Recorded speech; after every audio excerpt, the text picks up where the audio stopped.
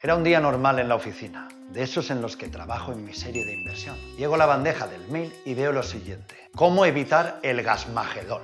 Gasmagedón, ¿eh? Juego de palabras, clickbait, la nueva peli de catástrofes naturales protagonizada por un actor venido a menos. Crisis, ¿eh? Tenías mi curiosidad, ahora tienes mi atención. No hay un vídeo de YouTube que hable de crisis que se me resista. Quizás me recuerden de otros vídeos como la crisis alimentaria, donde advertimos del aumento del precio de los alimentos y el fin de la paz social en países emergentes dependientes. Pero hoy llega el vídeo que estabas esperando para entender las 3 causas de la tan anunciada crisis energética en Europa. Y sí, la crisis energética ha llegado y ya no puedes escapar de ella.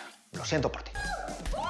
En este vídeo veremos qué está pasando para que haya una crisis energética, cómo puede afectarte y cómo puedes prepararte. Empecemos por el principio. ¿Cuáles son las causas de la crisis energética europea? Lo principal es que entiendas que ya estamos en medio de la crisis. Si miras este gráfico verás cómo se ha disparado el coste del gas natural para los hogares europeos.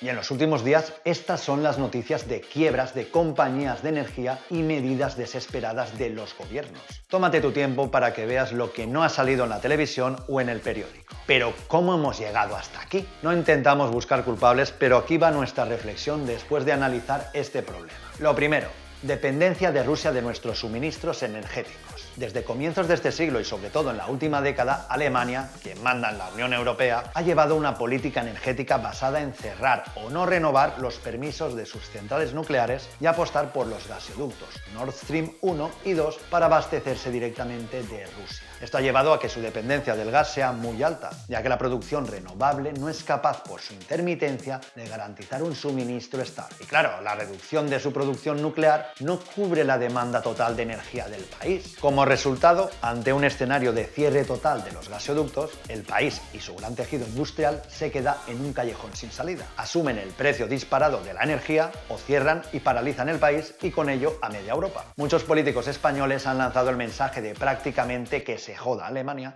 y que ahora asuman que han cometido errores. Pero este mensaje es aún más peligroso de lo que parece. Casi el único comprador de deuda española en el mercado primario es el Banco Central Europeo, o BCE, y gracias a ello, nuestra prima de riesgo, el tipo de interés que paga el gobierno porque le presten dinero a España, se mantiene contenida, a pesar de que el porcentaje de deuda sobre el PIB se mantiene elevadísimo y la inestabilidad del gobierno y su apoyo parlamentario está pillado con pinzas. Si el BCE retira su apoyo por la influencia de Alemania, con la excusa de contener la inflación y con la consiguiente subida de tipos, España podría enfrentarse a una gran crisis de deuda que hipotecaría a varias generaciones. Recordar que España tiene una estructura presupuestaria deficitaria y a pesar de que con la inflación el gobierno se ha marcado un récord de recaudación, no conseguimos pagar todos nuestros gastos. Y son nuestros queridos amigos del norte quienes pagan lo que falta de la factura. Además, los famosos fondos europeos que cambiarán nuestro estado salen también de sus bolsillos. Populismo con la política energética europea. Esto sí es uno de los aspectos que debería haber costado mínimo la dimisión de varios responsables europeos. Mientras nos entregábamos a manos rusas con el gas, ocurría lo siguiente en varios países europeos. Nuclear. Después del desastre de Fukushima, se demonizó en Europa la inversión en este tipo de energía. En Alemania se ordenó el cierre de varias centrales, en España no se renovaron las que había y solo quedó Francia como gran baladí de este tipo de energía. Curiosamente, y en medio de la crisis energética, fue declarada esta energía como limpia y verde. Gas. La Unión Europea producía hace unos años más gas de lo que Rusia exportaba. La prohibición del fracking en varios países nos ha situado en la paradoja de tener que usar fuentes de energía aún más contaminantes, como el carbón, o que se hayan disparado las importaciones de gas producido mediante fracking en Estados Unidos. ESG y falta de inversiones en sector energía. La inversión en petróleo y gas se encuentra paralizada. Esto se debe a la implantación de normativas estrictas por parte de grandes fondos soberanos europeos y también por estados que limitan la inversión en sectores contaminantes. En este sector es importante entender que la oferta y la demanda no se ajusta en un día. No hay un botón de quiero más petróleo, dámelo ya. Las reservas y los depósitos de gas en un ciclo normal se llenan en verano y se vacían en invierno. Según la crudeza del invierno y la demanda, pueden ocurrir desajustes de stock que disparen o bajen los precios.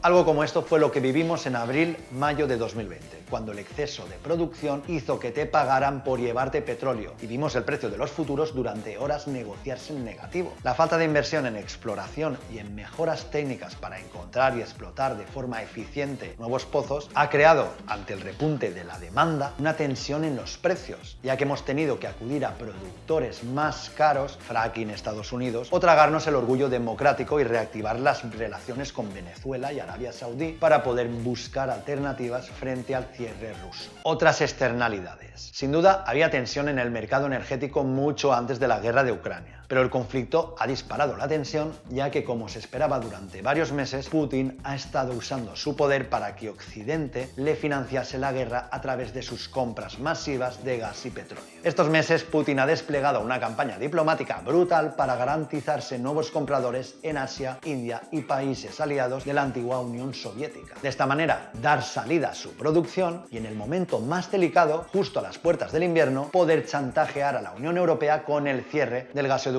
Nord Stream y la no activación del Nord Stream 2. El rumbo de la guerra estas últimas semanas nos hace indicar que Putin no va a dar marcha atrás en su plan, por lo que el conflicto no tiene pinta de resolverse antes de que el crudo invierno se cierna sobre Europa. Para colmo, el verano más seco de los últimos 500 años en Europa ha hecho que el caudal de los ríos esté en mínimos y, por tanto, no se hayan podido utilizar para el proceso de enfriamiento de las centrales nucleares francesas, con lo que más del 50% ha tenido que entrar en mantenimiento y estar fuera del sistema.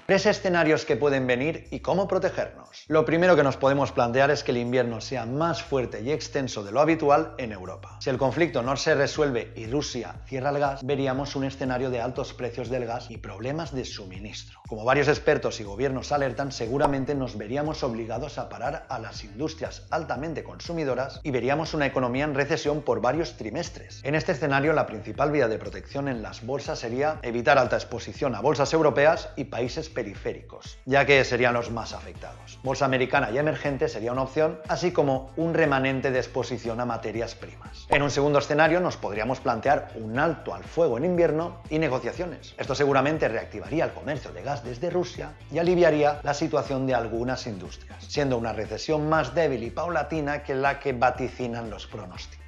Y el tercer escenario, y que no queremos llegar, sería el Gasmagedón, una prolongación y recrudecimiento de la guerra que haría que cada país velara solo por sus intereses y se acabara la cooperación. En este escenario veríamos una apuesta por llenar las reservas de Estados Unidos frente a exportarlas a Europa, cada país compitiendo en el mercado por acaparar los recursos energéticos, como ya ocurrió con los recursos sanitarios a mediados de 2020, y una subida desorbitada de precios. Aquí pocos lugares más que estar largos de volatilidad y de materias primas veríamos como posible refugio. En conclusión, nos enfrentamos a un invierno complejo y aunque queremos transmitir una nota de optimismo, de peores que esta hemos salido, debe ser consciente a nivel personal de lo que se puede avecinar y no tomar gastos no necesarios o decisiones de inversión muy arriesgadas.